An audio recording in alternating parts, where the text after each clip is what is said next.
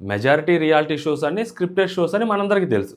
మరి made for each other show voting పెట్టి మరి ఇంత స్క్రిప్టెడ్గా చేయాల్సిన అవసరం లేదేమో అని నాకు అనిపిస్తూ ఉంది. అంటే ఒక పర్టికులర్ పెయిర్ని గెలిపించడం కోసం, ఆ పర్టికులర్ పెయిర్ని విన్నర్ని చేయడం కోసం, ఆ పర్టికులర్ పెయిర్ ఇప్పటి వరకు మనకి చాలా షోస్లో పార్టిసిపేట్ చేశారు, మనకి చాలా వరకు సపోర్ట్ ఇచ్చారు. సో కాబట్టి మనం అలా ఎలా అయినా కానీ గెలిపించాలి. అండ్ ఆ పర్సనే నాకు ఇదే లాస్ట్ షో అని చెప్పి డిక్లేర్ కూడా చేశారు ఆ షోలో. కాబట్టి సో మనం అతనికి ఫేర్వెల్ ఇవ్వాలి ఒక మంచిగా అని చెప్పి అనుకున్నారో లేదో నాకు తెలియదు కానీ సో కంప్లీట్లీ స్క్రిప్టెడ్ జరుగుతుంది అని అనిపిస్తుంది. ఈ ఎపిసోడ్ చూసిన తర్వాత అది ఇంకా బలపడింది. సో ఆమీర్ అండ్ అభిమాన కావాలకి నిజంగా అన్యాయం జరిగిందా లేదా అనేది కూడా మాట్లాడుకుందాం. So let's start. సో కొత్తగా మన ఛానల్ చూస్తుంటే సబ్స్క్రైబ్ చేసుకోండి. మీ ఒపీనియన్ మీరు కామెంట్ చేయండి. మీ ఫేవరెట్ పేర్ ఎవరు అనేది కూడా కామెంట్ చేయండి. కళ్యాణ్ వాళ్ళ దగ్గర నుంచి స్టార్ట్ చేద్దాం.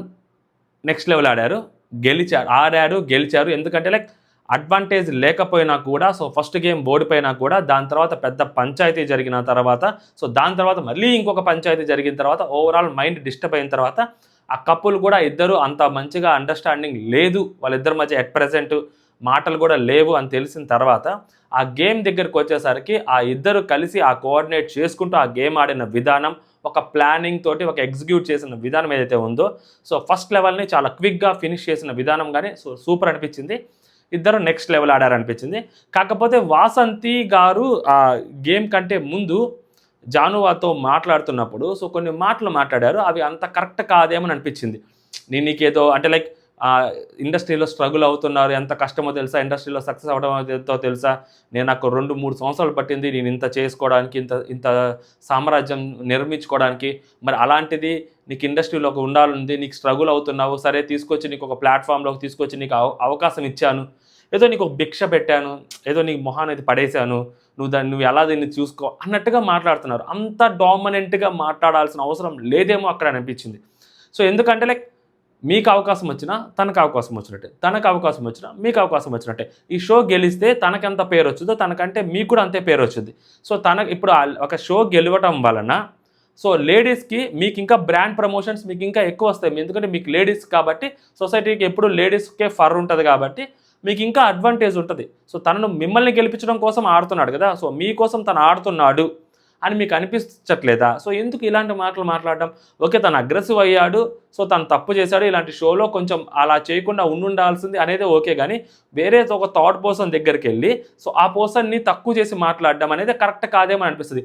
ఈ పాయింట్లో కళ్యాణ్ ప్రతిసారి అదే అంటాడు, మూడో పర్సన్ వల్ల మనం గొడవ పడుతున్నాం, ఎందుకు మనం అంతలా చేయాల్సిన అవసరం ఏది అయితే కళ్యాణ్ మాట్లాడుతున్నారో మీరు సేమ్ మూడో పర్సన్ దగ్గర కళ్యాణ్ అవమానించారేమో, అంత దారుణంగా మాట్లాడాల్సిన అవసరం లేదేమో, అంటే లైక్ నేనేదో మీకు కళ్యాణ్కి చేసేసాను ఫేవర్ అన్నట్టుగా మాట్లాడుతున్నారు. సో అది పెయిర్ షో, సో పెయిర్గానే రావాలి. మిమ్మల్ని అడుగుంటారు, మీరు ఓకే చెప్పుంటారు. సో అప్పుడు కళ్యాణ్ ప్లేస్లో మీరు ఎవరిని పెళ్లి చేసుకుంటే వాళ్ళు తీసుకురావాల్సిందే కదా ఖచ్చితంగా. అది కళ్యాణ్కి ఏదో ఫేవర్ చేసినట్టు ఎలా అవుతుంది? కాదు కదా. సో అయినా కానీ అలాంటి మాటలు మాట్లాడకుండా ఉంటే బెటర్ ఏమని అనిపిస్తుంది end of the day. So and next వచ్చరికి కళ్యాణ్ కూడా సేమ్ అలాగే రియాక్ట్ అవుతుంటారు. సో ఎప్పుడు చూసినా నాకు ఈ బాండ్ క్రెడిట్స్ కోసం ఫేక్ చేయడం ఇష్టం లేదు, అది ఇది అని చెప్పి మనోడు మాట్లాడుతూ ఉంటాడు. ఈ ఒక్క పాయింట్లో కొంచెం ఎక్కడో తేడా కొడుతూ ఉంటుంది. బాండ్ క్రెడిట్స్ కోసం ఫేక్ చేయాల్సిన అవసరం లేదని అంటాడు కానీ బట్ కొన్నిసార్లు కొన్ని చోట్ల నేను ఆల్రెడీ లాస్ట్ టైం కూడా చెప్పాను. సో కొంచెం ఏదో అందరితో కావాలని ఉంటున్నాడు, మంచిగానే ఉంటున్నాడు అన్నట్టుగా కనిపిస్తూ ఉంటుంది. అది కొంచెం ఫేక్గానే అనిపిస్తూ ఉంటుంది, అంత రియల్గా అనిపించదు. సో ఈరోజు కళ్యాణ్ ఏదైతే కనిపించాడో అది కళ్యాణ్ రియల్ బిహేవియర్. సో మొన్నటి వరకు కనిపించిన కళ్యాణ్ వేరే కళ్యాణ్. సో కంప్లీట్లీ చాలా తగ్గి చాలా కామ్గా ఉండి సో అదంతా వేరే కళ్యాణ్. అది గేమ్ కోసం ఆడాడు కళ్యాణ్. గేమ్ కోసం మొన్నటి వరకు కళ్యాణ్ ఆడాడు. మేబీ ఈ లాస్ట్ మూమెంట్కి వచ్చేసరికి మేబీ ఇదేనా అడ్వాంటేజ్ కోసం కానీ లేకుంటే ఇంకేదైనా చేస్తే ఇంకొంచెం బెటర్ ఫోకస్ వస్తుందని చెప్పి ట్రై చేశాడేమో కూడా నాకు తెలియదు. సో ఆ కోపం పడ్డాడు. ఆ కోపం పడ్డంలో కూడా సగం వరకు ఓకే కానీ సగం వరకు కరెక్ట్ కాదని అనిపించింది మనం నిన్న మాట్లాడుకున్న దాని గురించి. At the same time Nataraj master వచ్చి కూడా సో మళ్ళీ మన వాసంతికి అదే చెప్తుంటాడు, పేరు ఇద్దరు ఒకటేలాగా ఉండాలి, ఇద్దరిని జనాలు చూస్తారు కదా, సో ఇలా చిన్న వాటికి గొడవ పడితే మీకే అలా ఉంటుంది కదా, సో తగ్గించుకోకూడదు కదా, సో అని చెప్పి నటరాజ్ మాస్టర్ వాళ్ళు నీతులు కూడా చెప్తూ ఉంటారు. అండ్ బయట మహేష్ వచ్చి సేమ్ మనం నిన్న ఏదైతే మాట్లాడుకున్నామో అక్కడున్న పేర్స్కి అదే ఎక్స్ప్లెయిన్ చేస్తుంటాడు. సో అలా వచ్చి అడిగాడు, ఓకే నేను అలా చెప్పాను, అలా చెప్పినప్పుడు అతను వెంటనే రియాక్ట్ అయ్యి ఉంటే అలా ఎలా మాట్లాడతావు అని ఉంటే ఓకే, దాన్ని అతనే మళ్ళీ కామెడీగా చెప్పాడు, మళ్ళీ ఇప్పుడు అది ఇది అని చెప్పి మేబీ వీళ్ళు నూకరాజు వాళ్ళు చెప్పుంటారేమో. సో వాళ్ళు దానికి అక్కడ వాళ్ళు అలా రియాక్ట్ అయ్యేందుకు అభిమానిక వాళ్ళు కూడా అక్కడే ఉన్నారు. వాళ్ళు అలా రియాక్ట్ అయ్యారు దాంట్లో. అండ్ మహేష్ అండ్ శాండ్రా వీళ్ళు కొంచెం ఆల్రెడీ కొంచెం చెప్పాను కదా already. So king and queen అయ్యేసరికి కొంచెం పిచ్చి లేచింది వీళ్ళకి. కొంచెం ఓవర్గానే మాట్లాడుతున్నారు. అసలు స్టార్టింగ్ కాన్వర్జేషన్ అతను వచ్చి అడిగినప్పుడే అతను ఇలా అలా మాట్లాడకుండా ఉంటే పోయేది కదా. ఇప్పుడు అతను ఎలా రియాక్ట్ అయ్యాడు అనేది పక్కన పెడితే కళ్యాణ్, అసలు నువ్వు అలా ఎందుకు మాట్లాడావు అనేది కదా ఫస్ట్ ఇంపార్టెంట్. సో మరి ఇలా ఎందుకు మాట్లాడావు అంటే రేపు పొద్దున్న జడ్జెస్ అడిగితే నీ దగ్గర సమాధానం ఏముంటుంది? నేను ఫన్ చేశానంటారా? పొద్దున్న ఒక అతను ఇబ్బంది పడుతూ వాష్రూమ్ కోసం అడిగితే అది నీకు ఫన్లా కనిపించుద్ది అంటే పొద్దున్న జడ్జెస్ అడిగితే మరి మహేష్ అండ్ శాండ్రా వాళ్ళ సమాధానం ఏం చెప్తారు? సో కొంచెం ఓవర్ యాక్షన్ అనిపించాను. ఓకేనా. సో ఇలా అనిపించింది. అండ్ నెక్స్ట్ వచ్చేసరికి శ్రీముఖి గారు వచ్చారు. శ్రీముఖి గారు వచ్చిన తర్వాత సో శ్రీముఖి గారు మెగా ఛాలెంజ్ ఎక్స్ప్లెయిన్ చేస్తారు. సో మెగా ఛాలెంజ్ ఎక్స్ప్లెయిన్ చేసిన తర్వాత ఎవరి 25 బాండ్ క్రెడిట్స్ వాళ్ళకున్నాయి, అది కాకుండా ఇంకా 50 బాండ్ క్రెడిట్స్కి గేమ్ జరుగుతుంది అని చెప్పారు.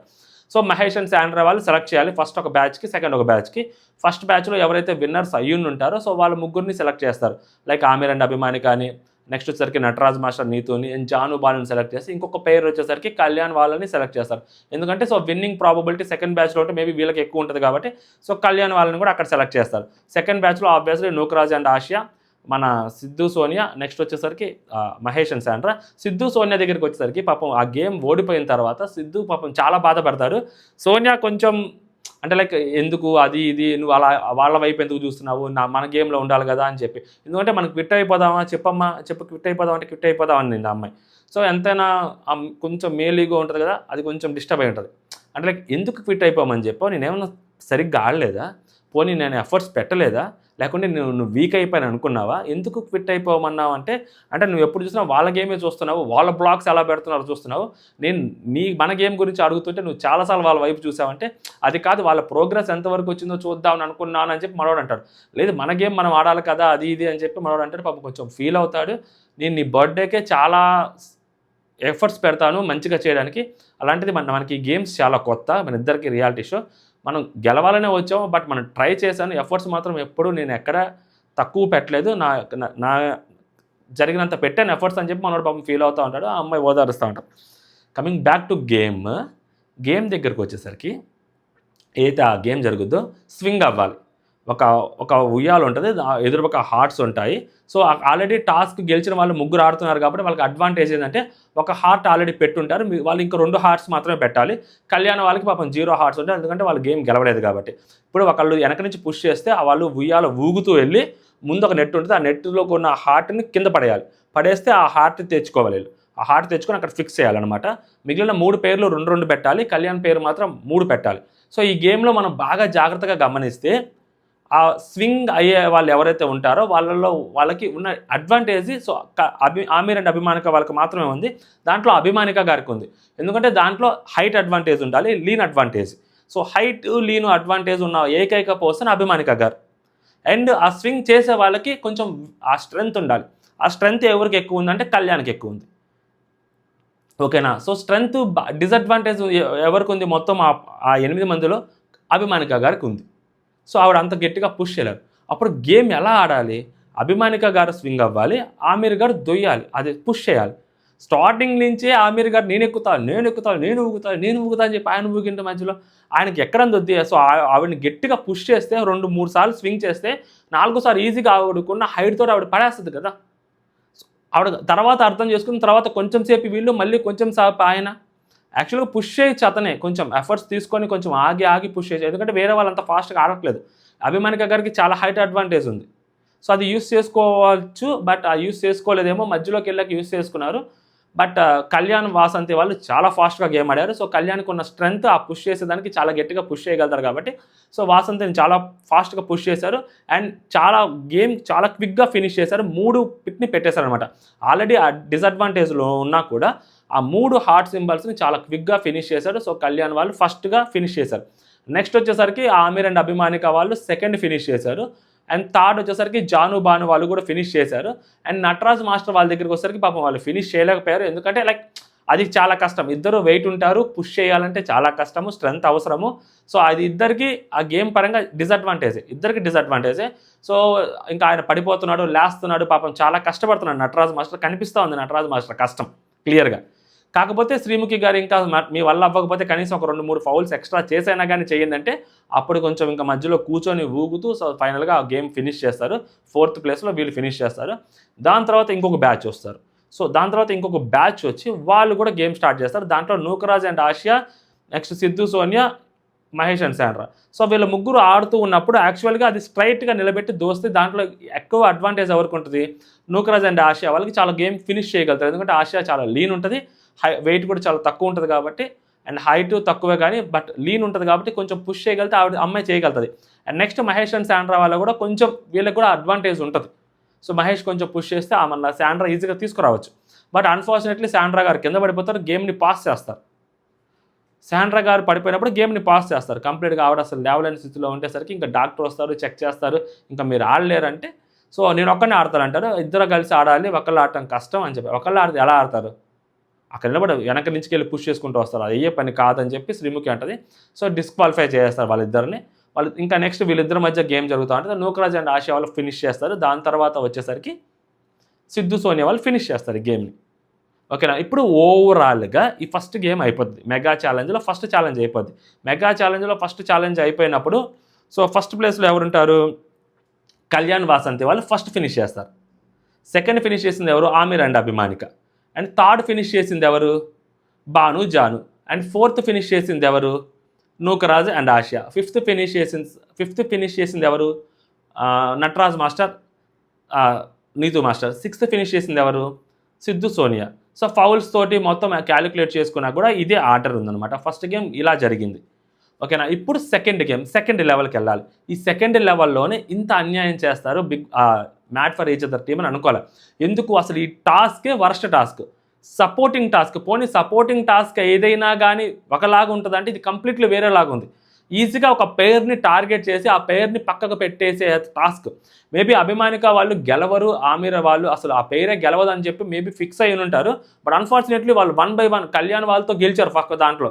దాని తర్వాత కళ్యాణ్ వాళ్ళతో సెకండ్ ఫినిష్ చేశారు. కళ్యాణ్ వాళ్ళు ఫస్ట్ ఫినిష్ చేశారు, వీళ్ళు సెకండ్ ఫినిష్ చేశారు. సో కాబట్టి వీళ్ళని ఎక్కడైనా తొక్కాలని చెప్పి సో ఈ గేమ్లో గెలిచి మళ్ళీ ఫస్ట్ అయిపోతారేమో, ఏదైనా టాస్క్ పెడతాను అనుకున్నారో, లేకుంటే ఆల్రెడీ ముందు ఒక క్యాలిక్యులేషన్ ఉంటుంది కాబట్టి ఒక పేరుని తీసేయాలని చెప్పి అనుకున్నారు. ఎందుకంటే మిగిలిన పేర్లు క్లారిటీగా ఉంటుంది. ఇప్పుడు ఎవరైతే ఈ 6గురిలో 4 మాత్రమే క్వాలిఫై అవుతారు. ఆ 4గురిలో సో సిద్ధు సోనియా వాళ్ళు, నటరాజ్ మాస్టర్ వాళ్ళు క్వాలిఫై కాలేదు. సో ఫస్ట్ 4 క్వాలిఫై అవుతారు. ఈ 4కి బాల్స్ గేమ్ ఉంటుంది. మనం బిగ్ బాస్లో చూసాము. సేమ్ వాళ్ళ పేర్స్ వాళ్ళ ఎవరైతే పైన ఇట్లా కింద నుంచి నెట్ మీద పుడుతుంటే బాల్ కింద పడుతూ ఉంటాయి. సో ఎవరి కలర్ బాల్స్ వాళ్ళ దాంట్లో వేయాలి. సో కళ్యాణ్ చాలా బాగా ఆడతారు ఈ గేమ్, మనం చూసాం ఆ రోజు. సో ఈ గేమ్ తర్వాతే కళ్యాణ్కి గ్రాఫ్ పెరిగింది బిగ్ బాస్లో. చాలా ఫాస్ట్గా చాలా ఆడుతూ పాడుతూ గేమ్ ఫినిష్ చేస్తారు. మీకు గుర్తున్న వాళ్ళు ఎవరైనా ఉంటే లైక్ చేయండి. సో ఇప్పుడు ఆ గేమ్లో ఒక్క కలర్ మాత్రమే, అంటే ఆ జెంట్స్ అలా పడేసినప్పుడు హస్బెండ్స్ ఆ అన్ని రకాల బాల్స్ కింద పడితే దాంట్లో ఎల్లో బాల్ ఏదైతే ఉందో ఆ ఎల్లో బాల్ వీళ్ళ చేతికి దొరికినప్పుడు, ఆ ఎల్లో బాల్ దొరికినప్పుడు అక్కడ ఇంటూ మార్క్స్ ఉంటాయన్నమాట, క్రాస్ మార్క్స్. ఆ క్రాస్ మార్క్స్ ఒకటి ఆ ఎల్లో బాల్ అక్కడ పెట్టి ఆ క్రాస్ మార్క్ ఒకటి తీసుకొని ఆల్రెడీ ఎవరైతే పేర్స్ ఈ 4 పేర్స్లో ఏదో ఒక పేరుకి ఆ క్రాస్ మార్క్ పెట్టాలన్నమాట. ఆ లవ్ సింబల్ 3 పెట్టుంటారు కదా ఆల్రెడీ ముందు గేమ్లో, ఆ లవ్ సింబల్ మీద ఒక్కొక్క సింబల్ మీద క్రాస్ మార్క్ పెట్టాలి. సో ఎవరైతే ఆ ఫస్ట్ 3 క్రాస్ మార్క్స్ వాళ్ళు దాంట్లో పెడతారో వాళ్ళు గేమ్ నుంచి పక్కకి వెళ్ళిపోతారు. అలా ఒక్కొక్కళ్ళు పక్కకి వెళ్ళిపోతూ ఉంటారు. లాస్ట్ పేరుకి విన్నర్ అవుతారనమాట. సో ఇప్పుడు క్లియర్ కట్గా అర్థమవుతుంది, ఎవరైనా కానీ ఆ 1 versus 3 జరుగుతుంది గేమ్. 1 versus 3 అలాగా అమీర్ అండ్ అభిమానికతో కంపేర్ చేస్తే మిగిలిన వాళ్ళకి ఎంతో కొంత బాండింగ్ ఉంటుంది. Like Nookaraju, Janu, Banu, and next వచ్చేసరికి కళ్యాణ్ వాసంతి, వీళ్ళ ముగ్గురు ఫస్ట్ టార్గెట్ వీళ్ళే ఉంటుంది. సో ముగ్గురికి బాల్స్ దొరికితే ముగ్గురు వచ్చి వీళ్ళ దాంట్లోనే పెడతారు, ఆమీర్ అండ్ అభిమానిక దాంట్లో. ఈజీ గెస్ అది, అండ్ ఈజీగా ఫస్ట్ వీళ్ళు అవుట్ అవుతారని మొత్తానికి తెలుసు. మనకు తెలిసినప్పుడు వాళ్ళకి తెలియకుండా ఉంటుంది, వాళ్ళకి తెలుసు. అందుకని అలాంటి గేమ్ పెట్టారు. ఆమీర్ అండ్ అభిమానికలు స్టార్టింగ్లోనే అవుట్ చేశారు. మేబీ నార్మల్గా ఆడుంటే ఆమీర్ అండ్ అభిమానిక వాళ్ళు సెకండ్ పొజిషన్లోనే ఉండేవాళ్ళేమో అట్లీస్ట్. ఈ 4కి ఇండివిజువల్ గేమ్ కొంచెం వేరే కఠినమైన గేమ్ పెట్టుంటే మేబీ వీళ్ళు సెకండ్ వరకు వచ్చి ఉండేవాళ్ళేమో. సో వీళ్ళ బాండ్ క్రెడిట్స్ కూడా వేరేగా ఉండేవి. కాకపోతే వీళ్ళని ఎలా అయినా డౌన్ చేయాలి కాబట్టి ఈ గేమ్ తీసుకొచ్చారు. ఫస్ట్ వీళ్ళే అవుట్ అయిపోయారు. నూకరాజు వాళ్ళు వచ్చి వీళ్ళకి, ఆసియా వచ్చి దీనికే వీళ్ళ దానికే పెట్టింది, వాసంతి వచ్చి వీళ్ళ దానికే పెట్టింది, జాను బాను వాళ్ళు వచ్చి వీళ్ళ దానికే పెట్టారు, వీళ్ళు అవుట్ అయిపోయారు. అండ్ అభిమానిక వాళ్ళు వచ్చేసరికి ఒకదానికి నూకరాజు వాళ్ళకి, ఇంకో దానికి జాను బాను వాళ్ళ దానికి పెట్టారు. సో దాని తర్వాత నెక్స్ట్ వచ్చి వాసంతి వచ్చేసి జాను దాంట్లో పెట్టదు కదా, వాసంతి జాను దాంట్లో పెట్టదు, జాను వెళ్ళి వాసంతి వాళ్ళ దాంట్లో పెట్టదు. సో కాబట్టి వాళ్ళిద్దరు వచ్చి నూకరాజు దాంట్లో పెడతారు. సో నూకరాజు వాళ్ళు సెకండ్ అవుట్ అవుతారు. అంతే కదా, ఇప్పుడు ఎవరి గేమ్ వాళ్ళకి కాదు కదా. సో కంబైన్డ్గా గ్రూప్ గేమ్ ఆడతారు అది. సో గ్రూప్ గేమ్ అయినప్పుడు అయిపోద్ది. ఆ నెక్స్ట్ వచ్చేసరికి ఏమవుతుంది, సో జాను బాను వాళ్ళ దాంట్లో మిగిలిన వాసంతి కూడా వచ్చి ఇంకో 2 ఉంటాయి ఆల్రెడీ. వాసంతి వచ్చి 3ది పెట్టద్ది, ఆబ్వియస్లీ పెట్టాలి కూడా. సో కళ్యాణ్ వాళ్ళు గెలుస్తారు. సో ఇప్పుడు ఓవరాల్గా సో ఫస్ట్ విన్నర్ కళ్యాణ్ వాళ్ళు. ఈ గేమ్లో బాటమ్ 4లో ఉంది అమీర్ అండ్ అభిమానిక, థర్డ్ ప్లేస్లో నూకరాజు, అండ్ సెకండ్ ప్లేస్లోకి వచ్చేసరికి భాను జాను, ఫస్ట్ ప్లేస్లోకి వచ్చేసరికి కళ్యాణ్ వాసంతి. సో ఇప్పుడు ఓవరాల్గా వాళ్ళకి వచ్చిన బాండ్ క్రెడిట్స్ ఎంత, శాండ్రా వాళ్ళు డిస్క్వాలిఫై అయిపోయారు, అయినా కూడా వాళ్ళకి 10 పాయింట్లు ఇచ్చారు. నెక్స్ట్ వచ్చరికి సిద్ధు వాళ్ళు వాళ్ళకి ఒకసారికి 15 పాయింట్స్ వచ్చాయన్నమాట, సిక్స్త్ పొజిషన్లో ఫినిష్ చేసినందుకు. నెక్స్ట్ వచ్చరికి నటరాజ్ మాస్టర్ వాళ్ళకి 20 పాయింట్స్ వచ్చాయన్నమాట, 5th పొజిషన్లో ఫినిష్ చేసినందుకు. ఆమీర్ వాళ్ళకి 35 పాయింట్స్ వచ్చాయి, వాళ్ళు 4th పొజిషన్లో ఫినిష్ చేసినందుకు. నూకా వాళ్ళకి 40 పాయింట్స్ 3rd పొజిషన్లో. నెక్స్ట్ భాను వాళ్ళకి 45 పాయింట్స్ 2nd పొజిషన్లో. కళ్యాణ్ వాళ్ళకి 50 పాయింట్స్. డిసడ్వాంటేజ్ ఉన్న ఫస్ట్ గేమ్లో ఓడిపోయినా సో కంప్లీట్గా ఫినిష్ చేశారు, వాళ్ళకి 50 పాయింట్స్. ఇప్పుడు 50 పాయింట్స్ కళ్యాణ్ వాళ్ళకి వచ్చాయి. ఇప్పుడు వీళ్ళకి ఆల్రెడీ బాండ్ క్రెడిట్స్ ఉన్నాయి కదా, 25 కొంతమందికి ఉన్నాయి కదా. సో కళ్యాణ్ వాళ్ళకి ఓన్లీ 50 పాయింట్సే ఉన్నాయన్నమాట. ఇప్పుడు అంటే ప్రీవియస్గా 25 పాయింట్స్ బాండ్ క్రెడిట్స్ తోటి కలుపుకొని టాప్లో ఉన్నది ఎవరు, ఫస్ట్ పొజిషన్లో భాను వాళ్ళు. ఇప్పుడు వచ్చిన ఇది ఏదైతే 45 పాయింట్స్ ప్లస్ 25 పాయింట్స్ వాళ్ళు గెలుచుకున్నారు ఫస్ట్ గేమ్ ఆడి. సో టోటల్గా 70 పాయింట్స్ తోటి ఫస్ట్ పొజిషన్లో ఉన్నారు. సెకండ్ పొజిషన్లో ఎవరున్నారు, ఇప్పుడు గెలుచుకున్న 35 పాయింట్స్ తోటి. అండ్ నెక్స్ట్ లాస్ట్ ప్రీవియస్ గేమ్లో కళ్యాణ్ వాళ్ళ మీద గెలిచి 25 పాయింట్స్ వాళ్ళ బాండ్ క్రెడిట్స్ని సేవ్ చేసుకున్నారు కాబట్టి 35 + 25 60 పాయింట్స్ తోటి సెకండ్ ప్లేస్లో ఉన్నారు ఆమీర్ అండ్ అభిమానిక. థర్డ్ ప్లేస్లోకి వచ్చేసరికి కళ్యాణ్ 50 పాయింట్స్ తోటి, తను ఇప్పుడు గెలుచుకున్న 50 పాయింట్స్ తోటి మాత్రమే థర్డ్ ప్లేస్లో ఉన్నారు. నటరాజ్ మాస్టర్ వాళ్ళు సో లాస్ట్ టైం 25 గెలుచుకోనున్నారు ఆల్రెడీ ఒక గేమ్ ఆడి. సో ఇప్పుడు ఒక 20 పాయింట్స్తో 45 పాయింట్స్ తోటి థర్డ్ పొజిషన్లో ఉన్నారు, 4th పొజిషన్లో ఉన్నారు. నెక్స్ట్ నూకరాజు వాళ్ళు ఈ గేమ్లోనే గెలుచుకున్న 40 పాయింట్స్ తోటే 4th పొజిషన్లో ఉన్నారు. 5th పొజిషన్లో సిద్ధు సోనియా వాళ్ళు ఈ గేమ్లో గెలుచుకున్న 15 పాయింట్స్ తోటి వీళ్ళు 6th పొజిషన్లో ఉన్నారు. ఓకేనా, సో ఇప్పుడు ఇలా ఉన్నాయి. ఆమీర్ అండ్ అభిమానిక వాళ్ళు సెకండ్ పొజిషన్లో ఉన్నారు. మేబీ మోస్ట్లీ ఇప్పుడు బాండ్ క్రెడిట్స్ ఇక్కడ మనం ఆడుకోవాల్సింది. బాండ్ క్రెడిట్స్ కూడా వీళ్ళు 50 పాయింట్స్కే ఇస్తారు జడ్జెస్. 50 పాయింట్స్కి ఇచ్చినప్పుడు వీళ్ళు ఎఫర్ట్స్ పెట్టారు, కళ్యాణ్ వాళ్ళ మీద ఆల్రెడీ ఫస్ట్ గేమ్ గెలిచారు, ఈ గేమ్ కూడా వాళ్ళు సెకండ్లో ఫినిష్ చేశారు. అండ్ ఈ లాస్ట్ గేమ్కి వచ్చేసరికి ఎవరికి సంబంధం లేదు, అది కంప్లీట్లీ గ్రూప్ గేమ్ అది. అండ్ ఈ వీక్ అంతా వాళ్ళు చాలా మంచిగా గేమ్ ఆడారు, వాళ్ళు ఎక్కడ కొట్టుకుంది లేదు, తిట్టుకుంది లేదు. అండ్ ఈ గేమ్ అయిపోయిన తర్వాత కూడా సో ఓకే బీ నైస్, అందరితో బాగానే ఉండు, అది గేమ్, అది మనం ఏం చేయలేమని చెప్పి ఆమీర్ చెప్తారు. అభిమానిక ఓకే అండర్స్టూడ్, బట్ అడగాలి కదా అని చెప్పి ఒక మాట అడుగుతాను, నా లోపల ఉంటుంది కదా, సో నేను ఓకే అని చెప్పి ఆవిడ కూడా సైలెంట్గా ఉంటుంది, పెద్దగా రియాక్ట్ అవ్వరు, ఓవర్గా గొడవ పెట్టుకోరు. So they should be calm, అంటే వాళ్ళు చాలా జెంటిల్గా ఆ సిట్యువేషన్ హ్యాండిల్ చేశారు. ఇప్పుడు వీళ్ళకి మార్కులు తక్కువ ఇస్తారా, ఎన్ని మార్కులు ఇస్తారు వీళ్ళకి, ఇప్పుడు ఇక్కడ తెలిసిపోదు కదా. అంటే వీళ్ళకి మేబీ బాండ్ క్రెడిట్స్ వాళ్ళకి 50కి ఇచ్చారు అనుకోండి, వాళ్ళు 50కి 45 దాకా ఇవ్వాలి కదా, మరి 20-10 ఇవ్వలేరు కదా. సో అలాంటప్పుడు కూడా ఈ వీక్లో బాండ్ క్రెడిట్స్ చూసుకున్నా కూడా వీళ్ళు టాప్లోనే ఉంటారు. అయినా కూడా వీళ్ళు ఎలిమినేట్ అయిపోయారు అంటే కారణం ఏంటి, మేబీ లాస్ట్ వీక్ కాబట్టి ఓవరాల్ బాండ్ క్రెడిట్స్ చూసుంటారేమో, అంతే కదా. ఓవరాల్ బాండ్ క్రెడిట్స్ అన్నీ క్యాలిక్యులేట్ చేసుకొని ఉంటారేమో. సో క్యాలిక్యులేట్ చేసుకున్నప్పుడు వీళ్ళు ఆబ్వియస్లీ వీళ్ళు డౌన్లోనే ఉంటారు. వీళ్ళు చాలాసార్లు సర్కిల్ ఆఫ్ లవ్లో బ్యాటిల్ ఆఫ్ లవ్లోకి వెళ్ళొచ్చారు వీళ్ళు, అండ్ వీళ్ళు వైల్డ్ కార్డ్స్గా వచ్చారు. సో మేబీ అంతకుముందు నుంచి కూడా బాండ్ క్రెడిట్స్ ఉన్నాయనుకోండి, అది వీళ్ళు కంప్లీట్ డిసడ్వాంటేజే కదా. సో వీళ్ళని ఎలా అయినా పంపించేయాలి, నటరాజ్ మాస్టర్ వాళ్ళని ఎలా అయినా లోపల ఉంచుకోవాలి అని అనుకున్నారు అనుకోండి. ఎందుకంటే సో నటరాజ్ మాస్టర్ వాళ్ళది ఆబ్వియస్లీ వాళ్ళకే తక్కువ వస్తాయి పాయింట్స్ ఖచ్చితంగా, ఆ నటరాజ్ మాస్టర్ వాళ్ళకి తక్కువ వస్తాయి, అండ్ కళ్యాణ్ వాళ్ళకి తక్కువ వస్తాయి జడ్జెస్ ఇచ్చినప్పుడు. సో కంప్లీట్గా వీళ్ళందరికీ తక్కువ వస్తాయి, అమీర్ అండ్ అభిమానిక వాళ్ళకి ఎక్కువ వస్తాయి, వాళ్ళు ఎలా అయినా టాప్లో ఉండొచ్చు. నటరాజ్ మాస్టర్కి కాల్ బాగాలేదు, పొరపాటున మళ్ళీ ఆ బ్యాటిల్ ఆఫ్ లవ్లోకి నటరాజ్ మాస్టర్ వాళ్ళు ఓడిపోవచ్చు. సో అలా కుదరదు కదా. సో అందుకని మేబీ ఓవరాల్గా చెక్ చేసుంటారేమో అని నేను అనుకుంటా ఉన్నా. సో రేపేం జరుగుతుందో చూద్దాం. ఒకవేళ అలా చేస్తే మాత్రం నిజంగా పాపం వీళ్ళు పడిన కష్టం ఏదైతే ఉందో అమీర్ అండ్ అభిమానిక వాళ్ళు పాపం ఈ గేమ్లో ఎస్పెషల్, ఎందుకంటే వాళ్ళు కూడా టాప్ 5లోకి వెళ్ళాలని అనుకున్నారు. ఆ గేమ్ పెట్టినప్పుడే వాళ్ళకి క్లియర్గా అర్థమైపోయింది, వాళ్ళు చదువుకున్న వాళ్ళే కదా, వాళ్ళకి తెలివితేటలు ఉంటాయి కదా, వాళ్ళకి అర్థమైపోయింది ఓడిపోతామని. నేను ఫస్ట్ గేమ్ వాళ్ళు పాపం ఫస్ట్లో ఫినిష్ చేస్తుంటే బాగుండేదేమని అనుకున్నాను, కానీ వాళ్ళు ఫస్ట్లో ఫినిష్ చేసినా లాస్ట్లో ఫినిష్ చేసిన ఫస్ట్ గేము ఇప్పుడు పెద్ద ఉపయోగం ఏం లేదు. ఈ గేమ్లో ఖచ్చితంగా వాళ్ళే ఫస్ట్ ఓడిపోతారు కాబట్టి వాళ్ళ పొజిషన్ ఆల్రెడీ 4th ప్లేస్లోకి వచ్చుద్ది ఖచ్చితంగా. 4th లేదా 5th ప్లేస్లోకి వచ్చేది. సో నాకేం పెద్ద అనిపించలేదు అనమాట. పాపం నిజంగా ఇది కొంచెం స్క్రిప్టెడ్గానే జరిగిందేమో అనిపించింది. సో మీ ఒపీనియన్ మీరు కామెంట్ చేయండి. అడే జై హింద్.